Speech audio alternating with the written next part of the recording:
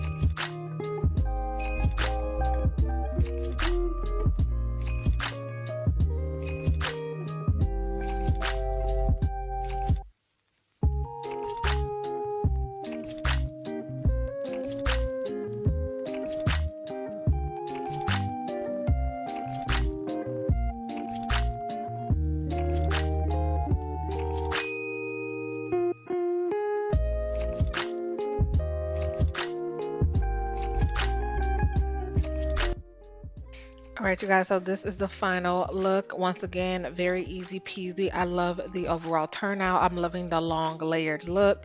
Very cute, very, very cute. Let me know what you think down below. Don't forget to like, comment, and subscribe. Make sure you check out the description box for your unit, okay? Because I'm sure you're going to want one. And until next time, I'll see you later.